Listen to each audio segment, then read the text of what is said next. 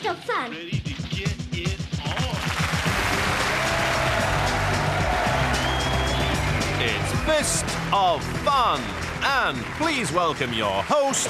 I'm Stewart Lee. And I'm called Richard Herring.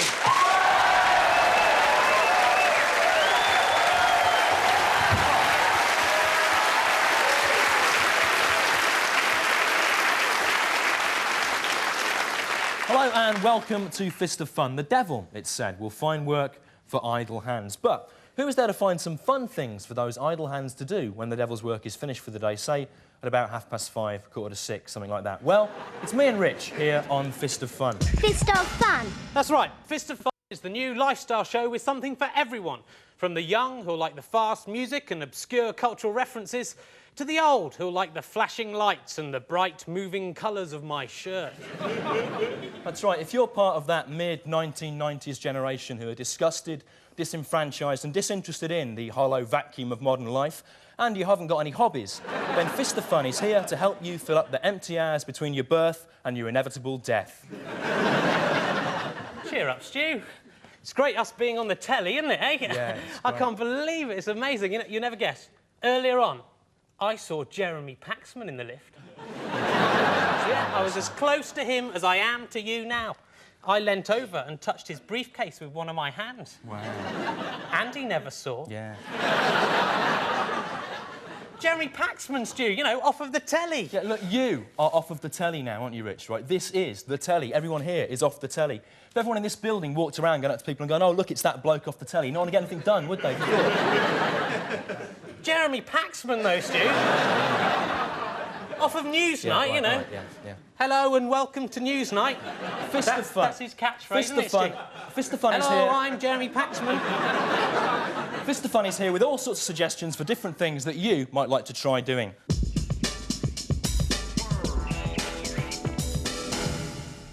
But don't forget, right, this is your show, and we want to hear about what you want to do in your spare time, because it's your show, right? Although obviously it is me and Rich that will get all the money for doing that. Yeah. Fist.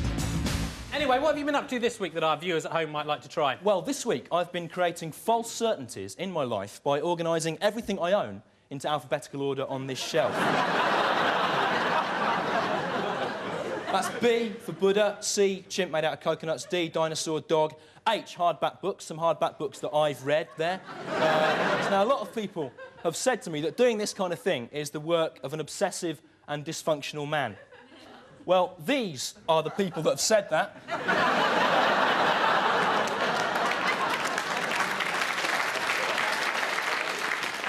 And these strings indicate the position of each of their homes. So, have you been up to anything, Rich, this week that our viewers might like to try out? Yes, I have, Stu. I have been shoplifting. Oh, yeah. It's brilliant, actually. You get a fantastic adrenaline rush. It's a cry for help. But best of all, it's a great way to get free stuff.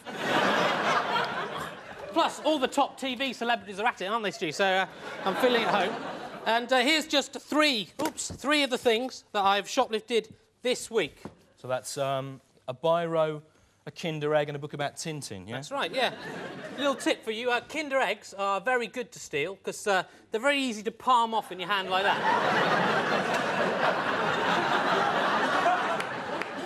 Plus, no shopkeeper's going to expect a 27-year-old man to want to steal one, is he? Did you know that the Thompson twins were based on Hitler in Tintin? No, I didn't know that. It's amazing what you can learn from shoplifting. You see, it's educational as well. Good, isn't it? But good news for you and your socially dysfunctional county folk, Rich, because this week, Fist of Fun is all about how to make friends.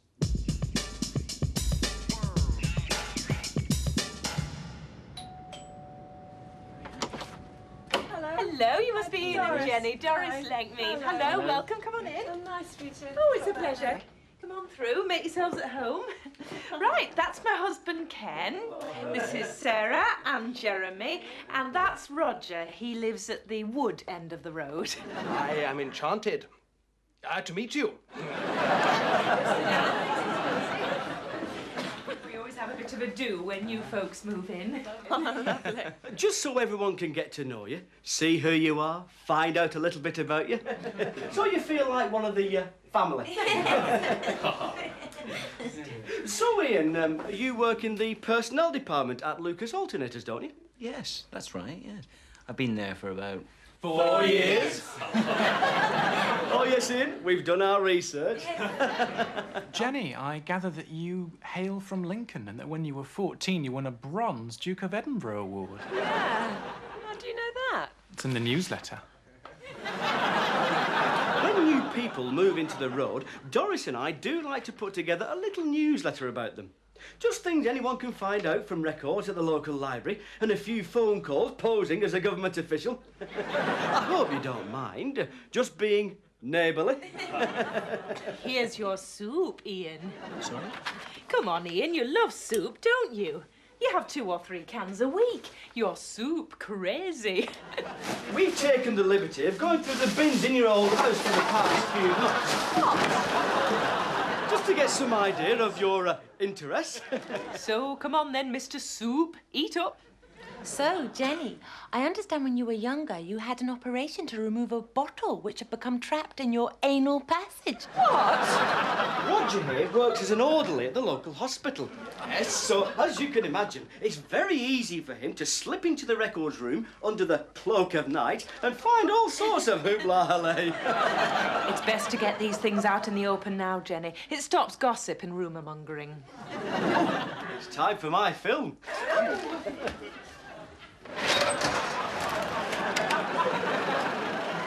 Oh, there you are, Jenny. Buying Ian some more soup, I shouldn't wonder. Is that another bottle? Oh, that's you again, Jenny. And although this is only a shadow, I think it gives us all a fair impression of what you might look like bare. Good, very good. There's her bra. You were on that toilet for 25 minutes, Ian. I thought I was going to get a cramp up with that ventilation duct. I don't know what was going on here, Jenny. I don't think that's Ian, is it? No. Still, we mustn't pry into what doesn't concern us. And that's the end of my welcome Ian and Jenny to Ringfield Road film.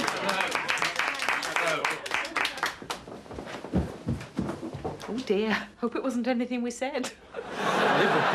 We should be able to catch the rest of it on the closed circuit.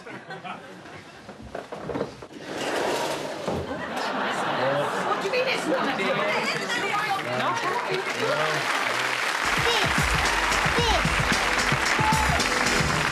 Our audience tonight is made up entirely of people who have no friends. And looking at them, it's not hard to see why. But we're hoping that everyone here tonight will leave having made at least one friend. And talking of friends, right, this is a photograph that I found this week. This is a picture of me, age 7, at Widney School, surrounded by all my tiny friends of the time. That's me there. That's Scott Bishop. Everyone liked him because he was rich. Katie Brooks, her name was. That's David Houghton, I think his name was. He made everyone laugh because he changed my name from Stewart Lee to Pooh Art Wee, which was really amusing at the time, obviously. That kid there, can't remember anything about him. You know, Stu, like the bejumpered singer, Val Doonican, some of my best friends are songs. Yeah, I've seen you down the pub with those songs, Rich. The songs never seem to drink their drinks, though. You always have to finish them off for them, don't you? Yes, that's right.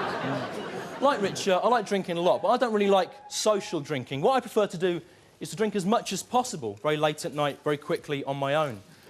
Which isn't so much fun, but it does save having to buy a round. And drinking leads us naturally on to our next suggested leisure activity tonight, which is sex. And there's nothing funny or rude about sex, so there's no reason why we shouldn't discuss it in a mature and open way. Nice!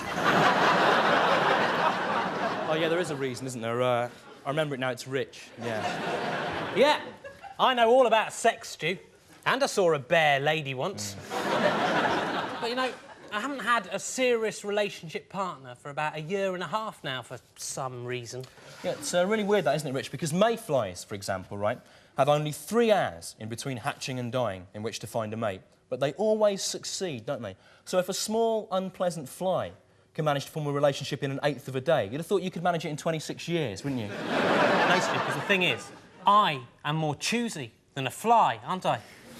I'd never try and get off with a fly, for a start. Well, not unless I was really drunk.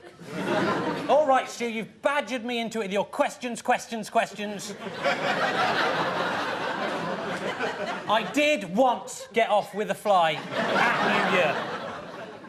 And it was quite good, actually, because a gnat's chuff is literally as tight as a gnat's chuff. Yeah, Rich, but that's because a gnat's chuff is literally a gnat's chuff, isn't it? Like, you have misunderstood the art of simile. What you've done there is you've confused being like something with being the same as something, haven't you? With actually being the thing that it is. Yes, There you I have, have. yeah. Anyway, this week I decided it was time to do something about it and find a real relationship partner, rather than just this string of stupid, slack gnats I've been hanging around with. Fun. It's always difficult finding a partner you've got something in common with, isn't it? Just barging up to a stranger and saying, I like eating chocolate, how about you? Often ends in rejection. Which is why I've come to Soho in London, to the Computo Dato Linko dating agency. Right, Richard. Well, let's check your details one more time, shall we?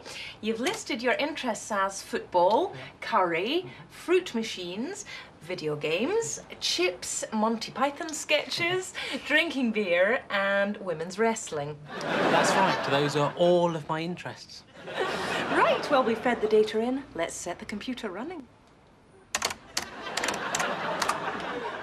Well, less than an hour has gone by, and I've just been told that not only has the computer come up with a match, but my perfect partner is on the way up to meet me now. Well, Richard, here's your perfect partner, Alan Stevens. Hello. Hello. But Alan is a man. Yes. To be perfectly honest, Richard, there aren't any women with similar interests to you, nor indeed to any men at all. I've been in the dating business 11 years now, and quite frankly, I find it's better to put people of the same sex together. They have more in common. And Alan Stevens here does like all the same things as you. Sure do. No offence, Alan, it's just I was hoping for a woman. No. So was I. There you are, you see. That's another thing you've got in common. So, Rich, do you fancy coming down the amusement arcades in Soho? Hmm? Well, you know, Well, come on, there's nothing funny about it. all right then.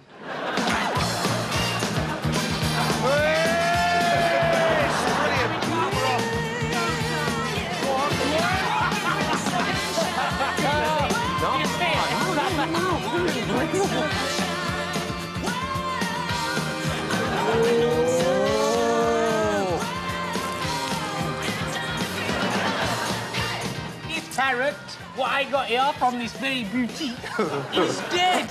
No, he's not. He's alive.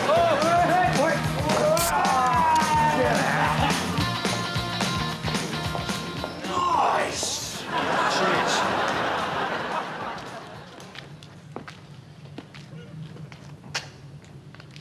Well, there you go. It's a terrific night out, Well, Alan. that's Thanks very absolutely much. brilliant. No problem, mate. Hey, it's a shame there wasn't anywhere else on. wasn't it? Yeah, I could have another 2 pints Two at least. pints, I could get have out. done, Come yeah. on. And that bloke on the tube, remember him? Oh, well. Anyway, yeah. Suppose I better shake you by the hand There's a big and shake there, bud. bid you good All the very night. best to you, mate. Yeah. Do you want to come in for coffee? All right.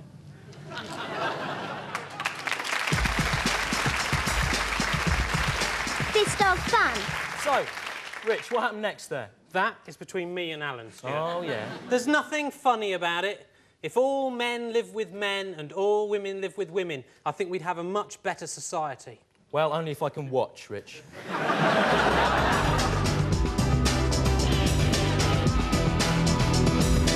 We've we've all got a friend, haven't we, who is a bit annoying and we don't really like, but always hangs around, sort of doing the same things as we do.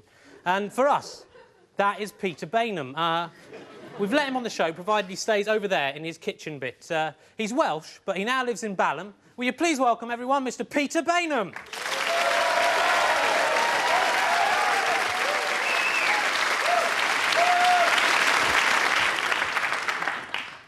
Did you like that, Stewart, the way I jumped up and surprised everyone, like when you jumped out of your crates, wasn't it? Yeah, it was really good, Pete. It was really worth hiding there for half an hour for that. Oh, yeah. Thank you. Right, well, hello, my name's Peter, and I've got lots of exciting ideas as well, which I thought up with my brother Charlie. Our ideas are for absolutely everybody, of course, but especially the young, single, male, Balham man virgin of 30. And Charlie, who's 37. Incidentally, here's a brilliant idea about friendship. Why not try having no friends at all? That's what we often do. However, if you have got a friend, say, your brother Charlie, and he's coming round your house, you might want to give him something to eat. And for this, I've got a recipe book, which I've based on Delia Smith's One is Fun cookery book. Mine's called One is Quite Lonely. Which I think is more honest in the end, isn't it, really? Anyway, this is a delicious cooling snack for the summer, and for this you need a piece of frozen chicken and a fork. Take the chicken out of its tray, like that. Don't throw these away, by the way. They're ideal as sort of very small skips to put your rubbish in. Then take the fork and push it in the piece of frozen chicken. Chicken lollies.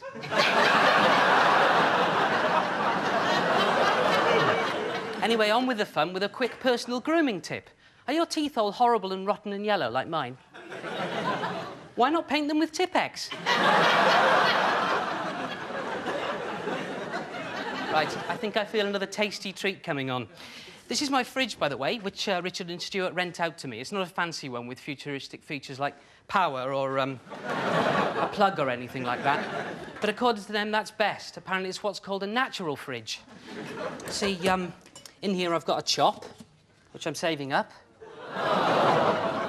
Down in the middle bit, that's where I keep my other T-shirt and a piece of sauce. And down in the bottom, where you usually put vegetables, that's where my mouse, Paul, lives.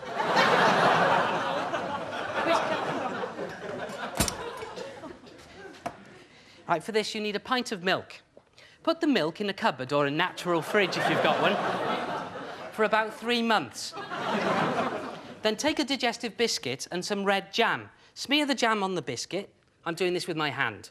Like that. Then pour some of this sort of old milk stuff on the top. Won't come out there, at least. Sort of. And eat it. That recipe I call 3 months cheesecake.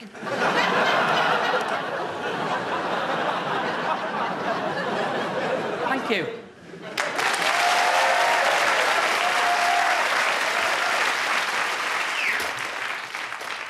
I've finished, Richard. Oh, have you? Sorry, Pete, I wasn't listening. What was that, Stu, that flash that just suddenly came on then? Oh, yeah, that, Rich, is part of this show's hidden agenda to establish you and me as gods of a new world order. No, Stu, if it's a hidden agenda, you've just spoiled it, haven't you? Because you've told everyone that it's there. No, that is the thing about hidden agendas, Rich. They have to be partly visible, otherwise there's no point in having them. All right, yeah. I always think an agenda's a bit more sexy if it's slightly hidden anyway, you know? Perhaps partially draped in a piece of silk. Now, what you've done there, right, is you've confused an agenda with Julia Sawala from Press Gang, haven't you? Yes, I have, actually, yeah. Son!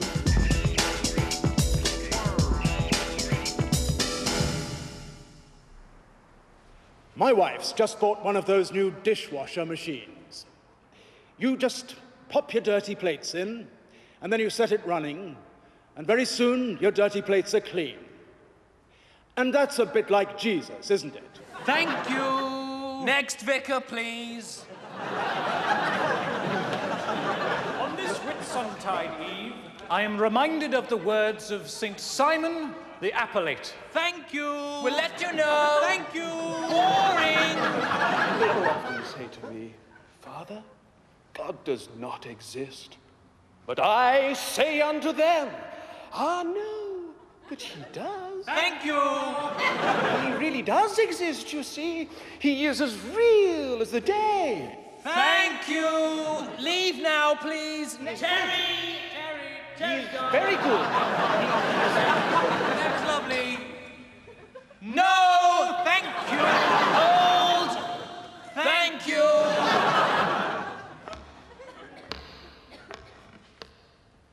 When we witness a tragedy, such as has occurred in Shrewsbury this weekend, we as Christians look unto the heavens and cry, how could you let this happen, O God?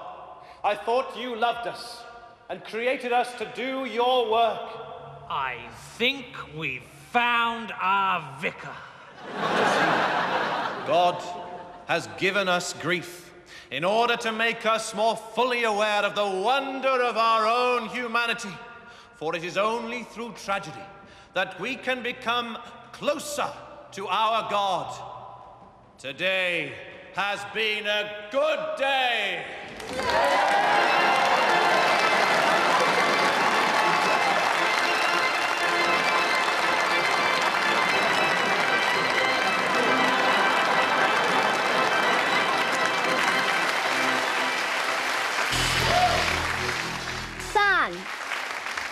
You remember at the start of the show, we said this was your show and we were interested in what you had to say. Well, we're not. We were just sort of patronising you and trying to create a false empathy between you and us. I have nothing in common with you. Whereas I have just one thing in common with you all, which is our shared enjoyment of most light opera. Yeah, but one of the things we want you to do during Fist of Fun is send in anything that you think might amuse us. Anything at all. It could be something you've drawn or made yourself, or something you've cut out of a magazine or a newspaper, or something you've found in a plastic bag in a wood. That's right.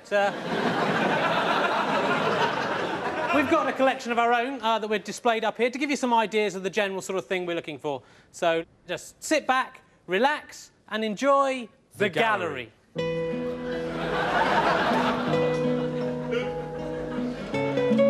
These are some football stickers that I ripped up when I was 19 in 1987. I've rearranged the names of the players there, like he's become Craig, Greg Nigel, just made that one up.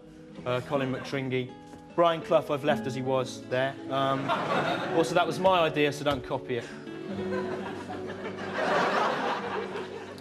Here's top chef Michael Barry off of the telly and some of the food he's prepared over his glorious career. What I like is his smiling, curmudgeonly Cornish face. This is a photograph that I stole off the wall of the Red Lodge Transport Cafe near Norwich. It's a photograph of a singing old man. And on the back of this...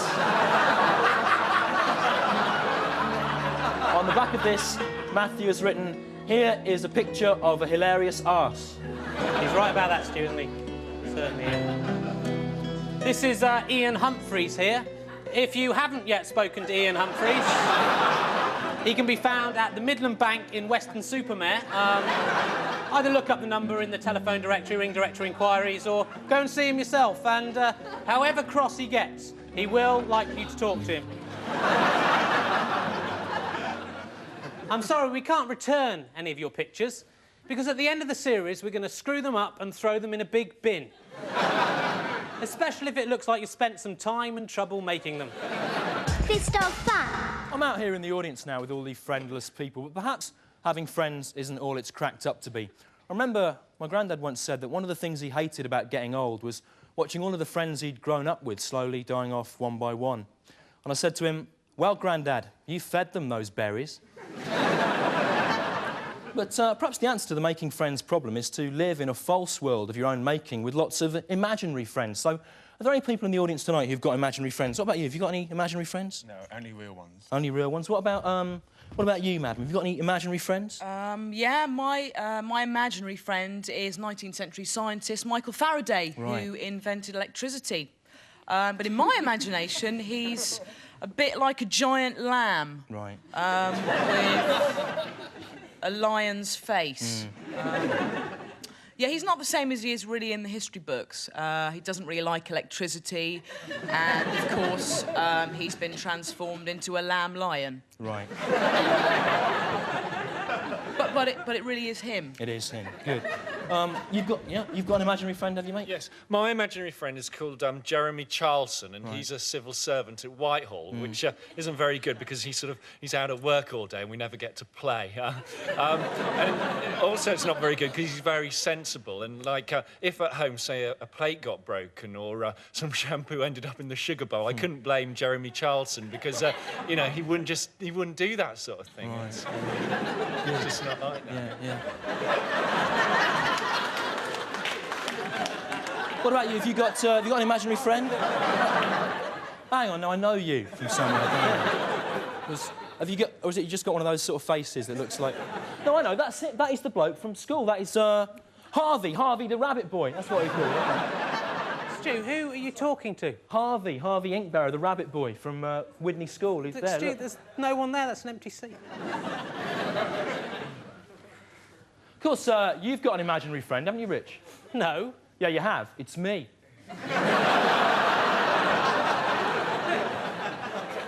You imagine that I'm your friend, but I'm not. What about you, Pete? You got any imaginary friends? Well, yeah, but the only trouble is I've got a really poor imagination. Yeah. And if I try to imagine an imaginary friend, I start with a leg, but by the time I get to one of the arms, I've forgotten the leg. Right. And then the arms become connected to a kettle or something, which is a bit useless. I have managed to imagine a stick man, though. Really? Yeah, but I can't think of a name for him yet. Fist of Fun. The loneliest job in the world was believed to have been this one. John Tracy, who Mr. Tracy sent into outer space to monitor all Earth's broadcasts, because that couldn't be done from Earth, obviously, for some reason. But in fact, the loneliest job belonged to John's deformed brother, Ian Tracy, who the family kept hidden from the world in a locked cupboard under the stairs, or Thunderbird 11, as Ian was told it was called.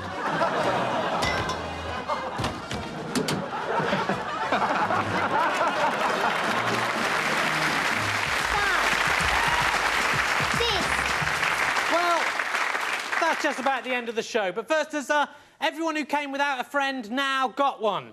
Yes! I haven't. Oh, right. Well, will anybody be this guy's friend? Oh, I will. Oh, no, it's all right, mate. Yeah, I've just remembered I've got a thing I've got to go and do. OK. Great. Well, that's just about it. At the end of the show, during the titles, we've got the Fist of Fun events diary, but you have to video it in order to be able to watch it and use your pause button facility. Right, but that is the end here, and so it's time for us to get back into our crates until next week. Right, and we have to stay, do we, Stu, in these crates until next week's show? Yeah, that's right. Well, fair enough, if that's television. Well, thanks very much, everyone. Hope you enjoyed it. See you next time. Bye. Bye.